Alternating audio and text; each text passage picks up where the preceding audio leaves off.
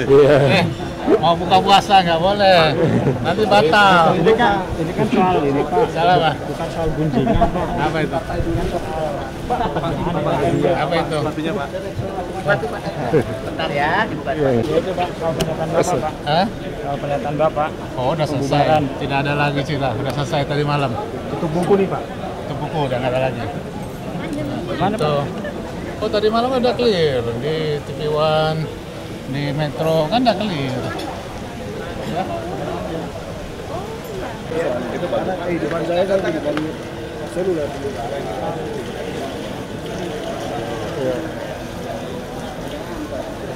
Mari Pak. Mari. Oh, selamat.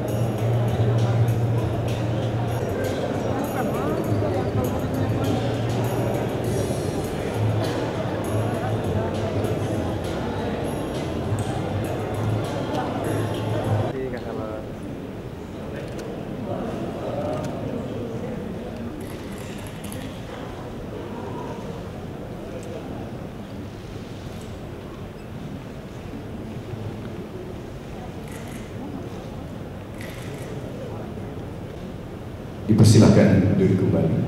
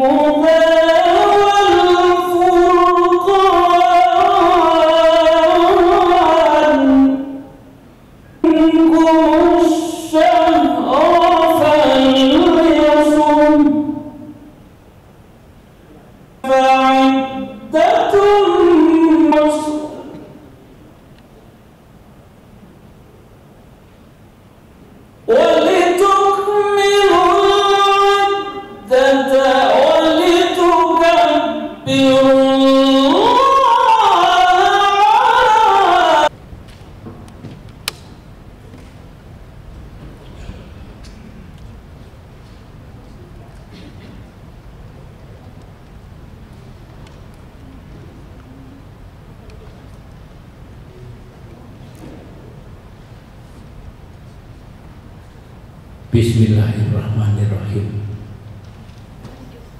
Assalamualaikum warahmatullahi wabarakatuh. Salam sejahtera untuk kita semua. Yang saya hormati Saudara Wakil Presiden Republik Indonesia beserta Ibu Herawati Budiono, yang saya hormati para pimpinan lembaga-lembaga negara, yang mulia para duta besar negara-negara sahabat, yang saya hormati pimpinan dan para anggota Dewan Pertimbangan Presiden, para menteri dan anggota Kabinet Indonesia Bersatu, pimpinan dan anggota Komite Ekonomi Nasional dan Komite Inovasi Nasional, Panglima TNI, Kapolri, dan para pimpinan teras jajaran TNI dan Polri, para pimpinan lembaga pemerintah non-kementerian, para pimpinan badan-badan usaha milik negara,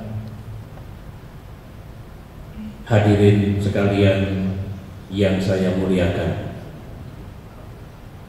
Marilah pada kesempatan yang baik dan semoga senantiasa penuh berkah ini kita panjatkan puji dan syukur kehadiran Allah Subhanahu wa Ta'ala atas rahmat dan ridhonya kita semua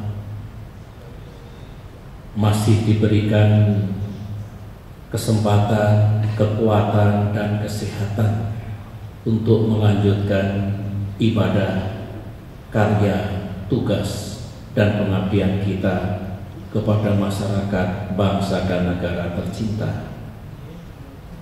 Kita juga bersyukur kepada Tuhan Yang Maha Kuasa karena dapat kembali menjalankan ibadah puasa di bulan suci Ramadan ini. Salawat dan salam marilah sama-sama kita haturkan ke junjungan kita Nabi besar Muhammad sallallahu alaihi wasallam beserta keluarga, para sahabat, dan para pengikut Rasulullah, insya Allah termasuk kita semua hingga akhir zaman. Hadirin dan hadirat yang saya hormati, saya mengucapkan terima kasih dan penghargaan atas kesediaan Bapak, Ibu, Saudara sekalian untuk hadir di Istana Negara ini, memenuhi undangan saya untuk bersama-sama bersolat maghrib berjamaah, berbuka puasa bersama, dilanjutkan dengan silaturahim di antara kita untuk meningkatkan tali persaudaraan kita semua, dan semoga ibadah kita diterima oleh Allah Subhanahu wa Ta'ala. Sebagaimana biasanya setiap acara buka puasa bersama diselenggarakan di Istana Negara ini, kami berbagi tugas. Acara utama menjelang sholat maghrib nanti adalah hikmah Ramadan yang akan disampaikan oleh penceramah, dan dalam hal ini untuk kali ini akan disampaikan oleh Saudara Profesor Dr. Nazaruddin Umar. Sedangkan tugas saya sebagai sahibul bait adalah sebagaimana biasanya untuk menyampaikan semacam kontemplasi singkat, renungan singkat. Kalau ada istilah kultum, kuliah 7 menit, barangkali yang saya sampaikan ini kontum, kontemplasi 7 menit, atau rentu, renungan 7 menit. Tentu yang berkaitan dengan kehidupan bermasyarakat, berbangsa, dan bernegara yang kita jalankan secara bersama. Saya mengangkat satu tema dalam renungan kecil ini, saya haturkan ke hadapan Bapak, Ibu, Saudara sekalian, yaitu untuk menjawab satu pertanyaan penting yang bunyinya sebagai berikut. Masyarakat Indonesia seperti apa yang sesungguhnya hendak kita bangun dan kita wujudkan?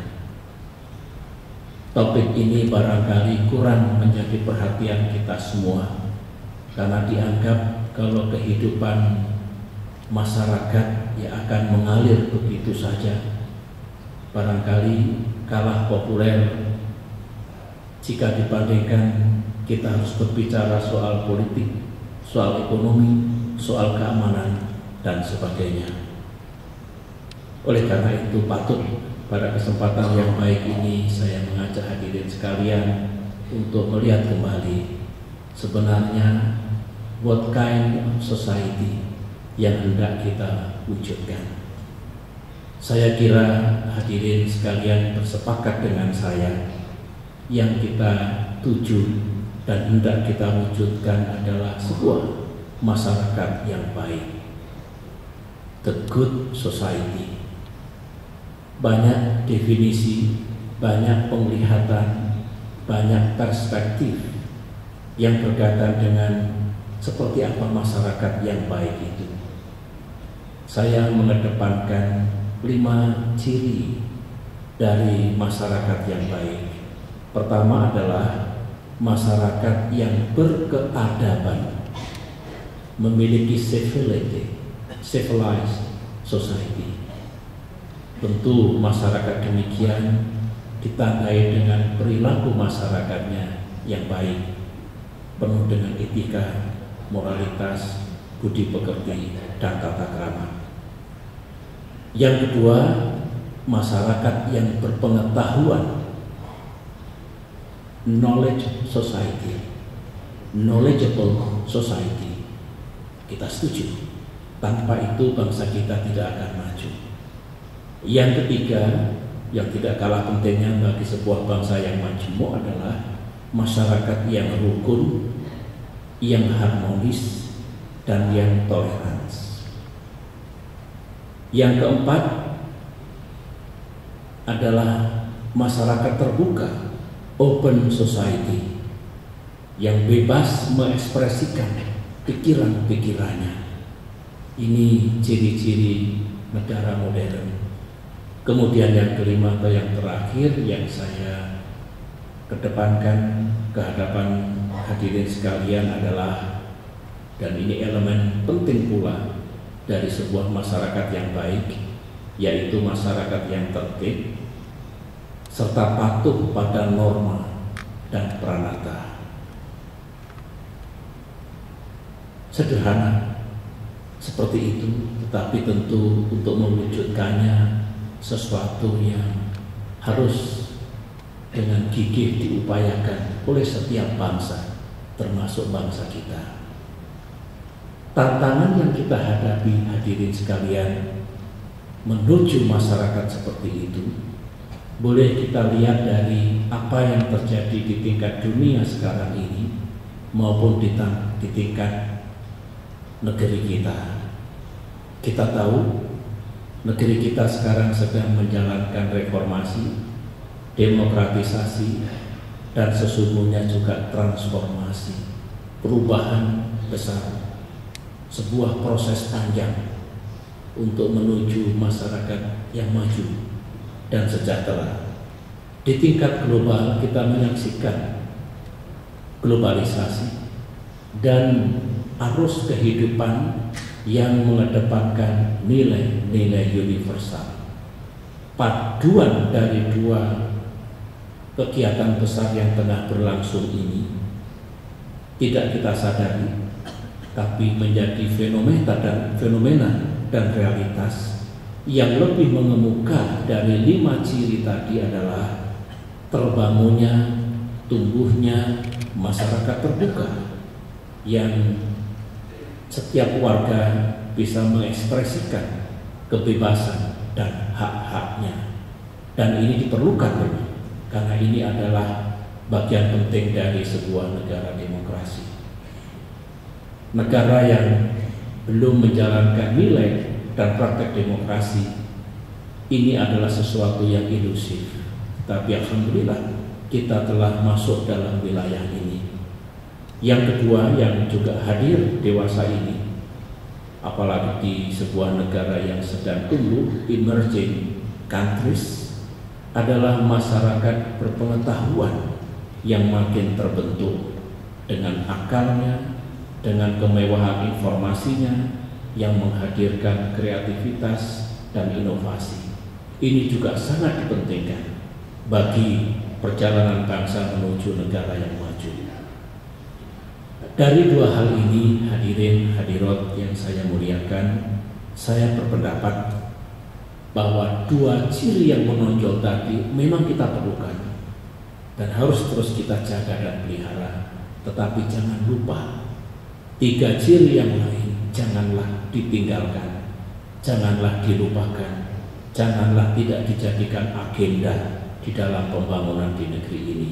Saya ulangi, yaitu masyarakat yang berkeadaban, masyarakat yang rukun, harmonis dan toleransi, dan masyarakat yang tetap tertib dan patuh pada pranata, apakah itu pranata sosial maupun pranata hukum. Nah, kalau tidak, kalau hanya dua ciri yang sangat kuat sementara tiga ciri lainnya lemah, maka yang terjadi adalah sebuah masyarakat yang pincang, ibarat gedung yang berpilar 5, tonggak yang kokoh. Kalau yang kokoh hanya 2, yang 3 keropos, maka sebetulnya gedung itu juga tinggal menunggu kapan runtuhnya. Kita perlukan 5-5-nya harus kokoh dan kuat. Kalau yang menonjol hanya 2 yang tadi, yang 3 terabaikan, masyarakat kita tidak akan teduh, kehidupan tidak akan tentram, karena ada yang hilang, ada yang missing, ada yang tidak ada. Kemudian juga akan menjauh dari nilai dan norma agama serta nilai-nilai kebangsaan. Indonesia tumbuh menjadi negara yang religius, negara yang modern, tapi juga tidak meninggalkan jati diri dan nilai-nilai kebangsaannya. Itulah renungan kecil yang saya sampaikan pada kesempatan yang mulia ini.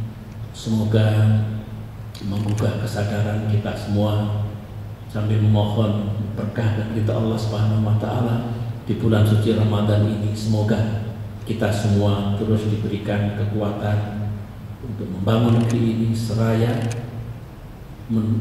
membangun masyarakat yang baik sebagaimana yang saya sampaikan tadi. The good society, masyarakat yang baik yang akan membawa keteduhan dan ketentraman bagi kehidupan bangsa Indonesia. Demikianlah yang dapat saya sampaikan. Kontemplasi 7 menit, saya kira tepat 7 menit, dan selebihnya mari bersama-sama kita simak apa yang akan disampaikan nanti oleh penceramah kita tentang hikmah Ramadan yang sudah lama kita tunggu untuk datang kembali, dan kita syukuri kita telah berada pada bulan suci Ramadan ini. Terima kasih. Wassalamualaikum warahmatullahi wabarakatuh.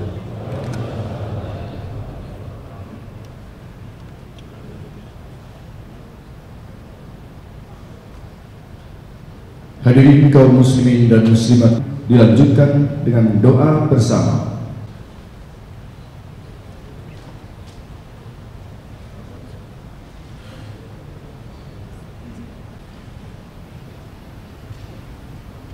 Bismillahirrahmanirrahim. Assalamualaikum warahmatullahi wabarakatuh.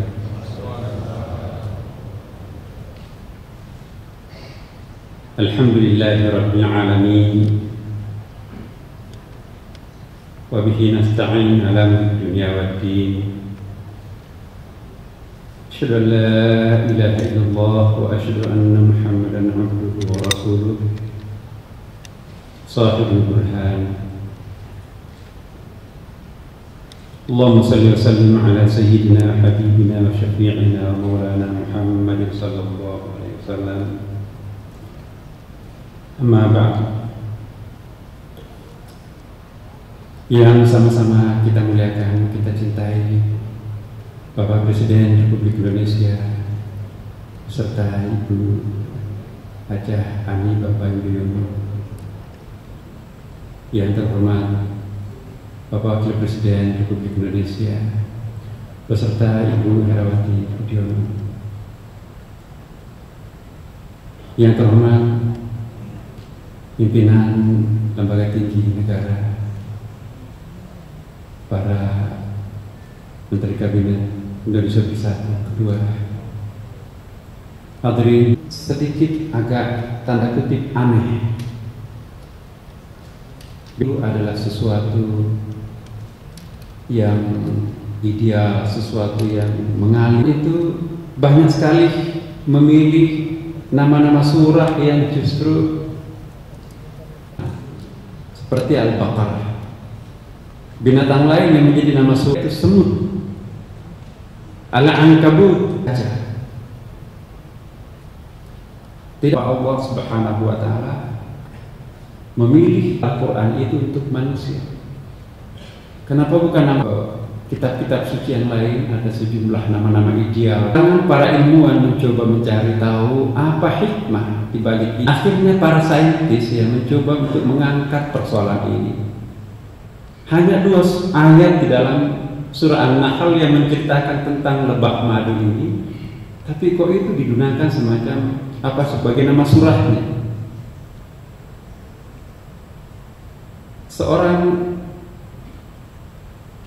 Ada sebuah disertasi di University of Philippines mengambil suatu disertasi tentang penelitiannya tentang lebah madu. Sekarang Profesor Dr. Andi Mapatoba.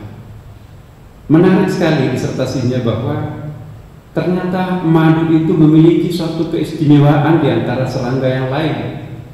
Antara lain, mereka memimpin komunitas, 3 komunitas. Ada madu kelas pekerja yang setiap hari 12 km mereka berterbangan untuk mengisap madu. Kemudian disedot, dimasukkan ke dalam sarang. Masyarakat yang kedua adalah mereka yang menjaga sarangnya.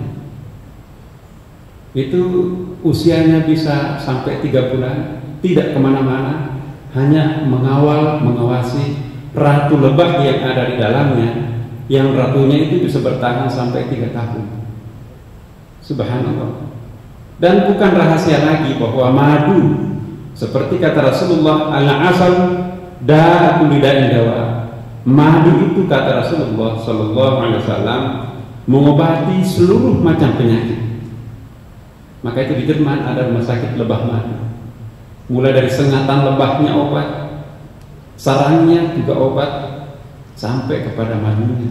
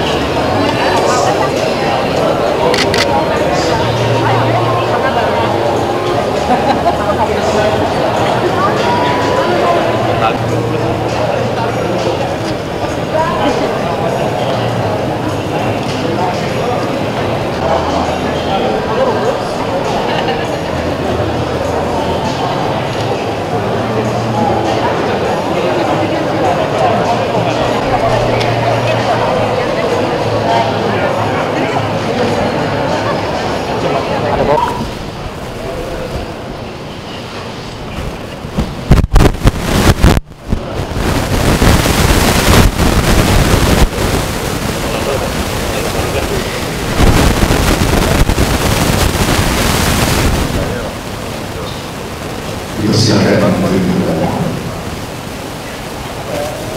yang telah melimpahkan rahmat, taufik serta hidayah kepada kita semua. Hadirin yang kami muliakan, acara silaturahmi dan buka puasa bersama Menteri Kabinet Indonesia Bersatu 2, Kepala Lembaga Pemerintah Non-Lembaga, Eselon 1 Kementerian dan Direktur Utama BUMN segera akan kita mulai. Dan marilah kita dengarkan bersama pembacaan ayat Dr. Andes H.M. Bukhari Muslim, Imam Masjid.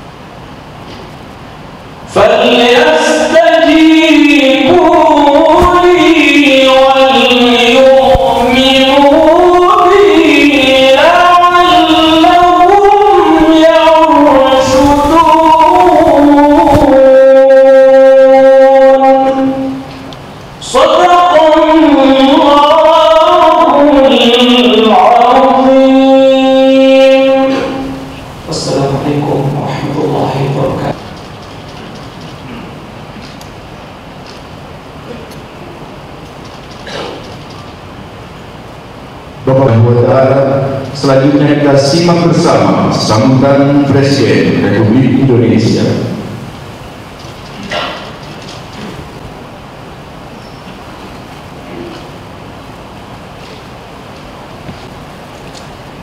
Bismillahirrahmanirrahim. Assalamualaikum warahmatullahi wabarakatuh. Saudara Wakil Presiden Republik